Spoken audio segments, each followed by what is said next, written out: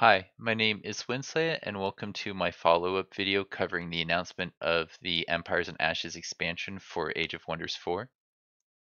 Last week, I was very eager to post my reactions and thoughts on the trailer and missed a lot of great details that have been pointed out to me in my comments section here on YouTube, on Reddit, and on my Discord channel. So today I wanted to highlight those details in a separate video. For example, I missed something really cool in the trailer at about 49 seconds in. You can see some text on the side for the image that we see on the right. And this thing right here looks to be an Archon Bubble surrounded by, I think, Archon pillars, which basically means we're going to get to see the return of the Archon in this DLC. And for those of you who don't know about the Archon, they are um, something that's been in previous versions of the game. I just pulled up a little image here of something from in-game describing who the Archons are. So the Archons believed they were created by the Allfather himself as the first sentient race and was tasked with advancing his works of creation. Throughout the ages, they proudly called themselves Allfather's divine guardians against evil, protecting new worlds from the dangers of the astral sea. However, in recent ages, they have withdrawn from many worlds and only rarely seek contact with non-celestial races. We also got a little bit of information about some new race called the Karazor, I believe. They are uh, forebears and visionary sages of the astral sea, so I have a feeling they were either friends with the Archons or rivals. So now let's hop back to the trailer where I was pointing out it says Archon Bubble. The only reason that I took a closer look at this image was because another player pointed out that the thing in the center here reminds them a lot of Voidtech or something called the Voidtech's Complex, which is kind of like an ancient wonder in Age of Wonders Planetfall.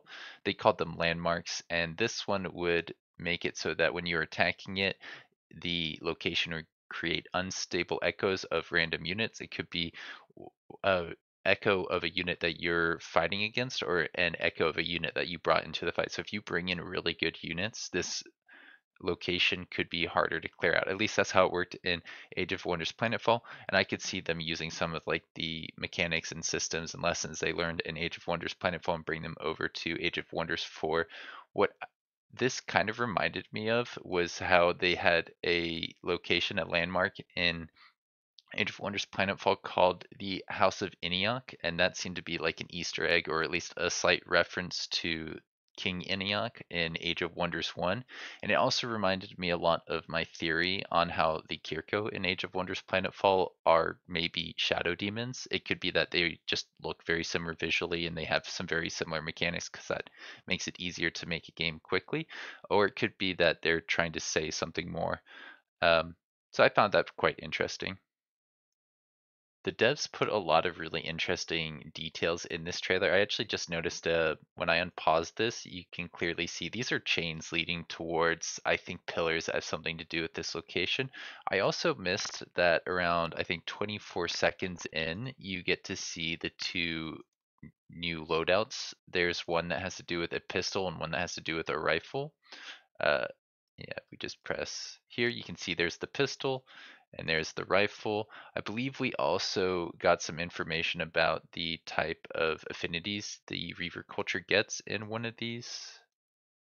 That's right, this detail is in the top left-hand corner. You can see this leader is a little bit Materium and a little bit Chaos, and I think the previous leader here, they have a little bit Materium, Chaos,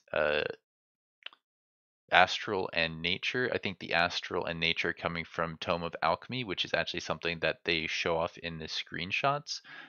So yeah, I think if we use like process of elimination, we can kind of figure out that the Reavers give you a little bit of chaos and a little bit of materium, and it seems like all the tomes do materium plus something else, which is interesting. It's not focusing on materium and one other thing. It's materium can go with everything else.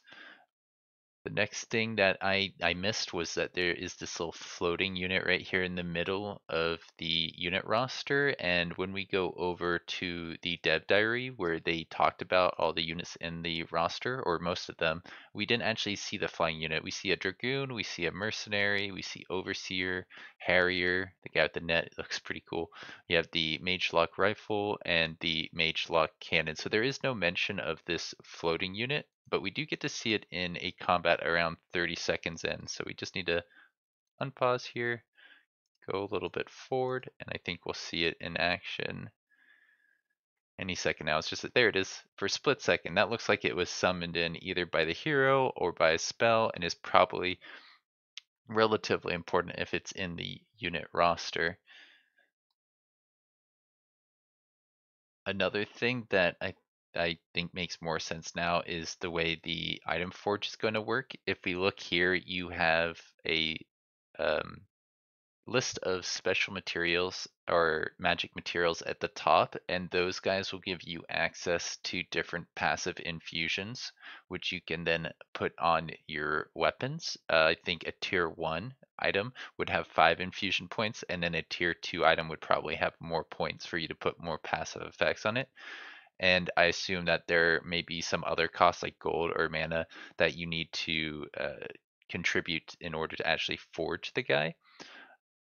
One thing I wanted to talk about before we move back to the Steam page and some of the screenshots that are on the Steam page is this special resource at the top here. The red swords represent war spoils, which you get from defeating units belonging to other wizard kings or champions, or basically other rulers on the map. You don't get those points for killing off neutral stacks.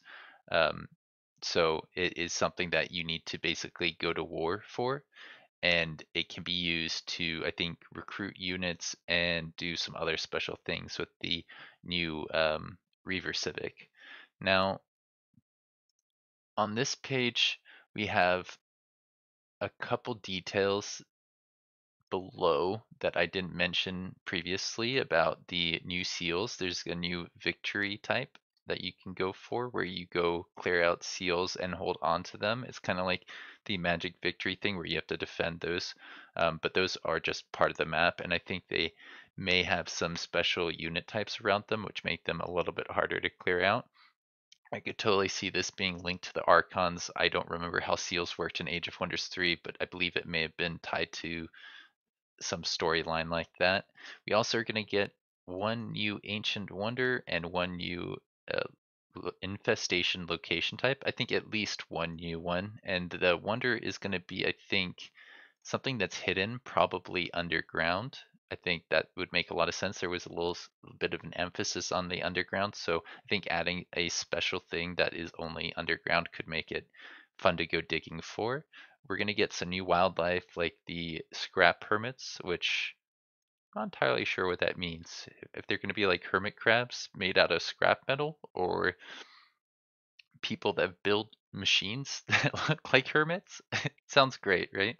But it may be that we get a screenshot of that unit in one of these images I haven't looked at too closely. So we get this one. Just looks like some portals in between some locations. I'm not sure if this is somewhere you can go fight because that's a pretty like, unique looking place. And then I think we start getting into the tomes. Tomes are where things are really interesting here. So let me click on this to make it big. We have Null Shield, Final Banishment, Astral Severance, Conjure Spellward, Severing Golem, Disrupting Blades on the Tome of Severing, which is part Materium, part Shadow. I think it's the only tome that is this mixture. All the other tomes that we get are like Materium and something else. I think Alchemy was Materium and Nature. And we have something called Masters of Disruption. We don't know anything from this tome outside of the gnomes, outside of the names, but it seems like something that evil players would probably enjoy. The final banishment seems like an insta kill type thing that makes a unit not be able to get resurrected, probably destroys the corpse. The Severing Golem sounds awesome, and I think we might get a picture of that in another screenshot here. Right, so next is this guy, right? That looks a lot like him, doesn't it? It says a Progenitor Golem. So maybe it's supposed to be like this guy, but slightly more advanced or something different. There's also something called Binding Essence here. You can see in screenshot 7 that one of the rewards is this little like looks almost like a rocket ship. I think it's supposed to be like something sparkly, and I don't see where that would be kept at the top of the screen. But it is cool that we're getting another resource. I did get a comment on YouTube speculating that the Binding Essence might be tied to forging really special items, maybe like tier 3 or tier 4 items, and I could see that being something that you need to collect like on top of magic materials, or maybe you can only get it from one landmark. Maybe that's the special new landmark. That would be kind of cool if that there was only one and that was the only way to forge some really special items. Uh, on our next screenshot, we get to see the Tome of Alchemy, which has a little bit of nature affinity to go alongside the materium affinity. I think we have materium, shadow, materium, um, and nature, and then the last one was Materium and Order. The construct, I believe, was shown off in the video to be Materium and Order, which leaves us with a couple other combinations for the fourth tome they've mentioned, the Tome of the what's it called? The Dreadnought, right? Which might be Materium Materium. It might also be Materium Chaos. I think Chaos would make sense for the Dreadnought, seeing as it's a big cannon that does fire damage. Or maybe it's astral because it can like survive the astral sea. I'm not sure. I don't think they've really given us that information yet. But back to the Tome of Alchemy, we have Miasma, which would probably do some debuff in an AoE. Mysterious Tonic, which might be like a random buff on a friendly unit or debuff on an enemy unit. Could be both. Like in an AoE, it does good things to your units and bad things to enemy units. Afflictor seems like a new unit that probably does some debuffs. If you read here, it says that your enemies will get debuffs and you'll mitigate them on your own units. Material Refinery might make it so that debuffs are less likely to affect you. I'm not entirely sure what that one does. Fumigation is probably like a what's it called? It's not tactical. It's a strategic spell that you can use on enemy cities or units. I forget what the outline looks like when it's that type of spell. And you know, when you get a unit, it looks like this. It's got a slightly different outline um, compared to the other researches or the things you can research from this tome. We have an anti-magic tincture, which I assume gives resistance to your own units. I don't know how it would work on enemy units. Maybe it takes away buffs on enemy units, but this tome seems to be more about applying debuffs on enemies or making it so your units aren't as likely to get that. So I could actually see that being something that gives you status resistance. If we look on the right side of this tome, we'll see that you can build something called an Alchemist slab, and you get access to a hero skill called Mysterious Tonic, and that means that if you want to take a hero skill, you can spend some points getting something that other units might have access to, and there's probably some synergy there. It is something that you can't just get on your heroes by taking this option right here. Certain things like I think racial transformations, if you take them on one type, that will get applied to the hero. But I think this is more like a unit enchantment that only goes on specific unit types. Maybe it's like your supports can apply Mysterious Tonic, and then if you want, you can make your hero able to apply that thing as well. The next screenshot has the Ironclad, which I think I referred to earlier as the Dreadnought. Maybe I'm crazy, but I could have sworn in Age of Wonders 3 there was a unit type called the Dreadnought. Or maybe it was a hero called the Dreadnought, and they could make these ironclad units. This guy is quite interesting because it seems like they do a lot of damage with their direct fire, and then barrage is a significant reduction. But I have to imagine that hits in a larger area. Maybe direct fire is only a single target, whereas barrage hits um, in an AoE or fires multiple times. I believe you could see in here if it says if this is something that would be like 3 actions. 3 actions would mean that this is actually pretty similar to damage to the direct fire.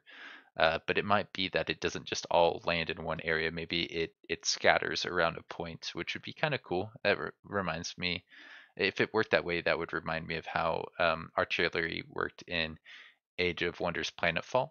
We also had some information about how this Ironclad needs to load its ammunition. It can either load shrapnel, incendiary, or sundering.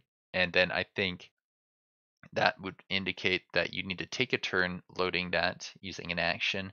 And then on the next turn, you could actually do a lot of damage from relatively far away. We see he's got 100 HP, 5 armor, 3 defense, which is, it's relatively tanky, but my impression is that this guy is not supposed to get really close to the enemy.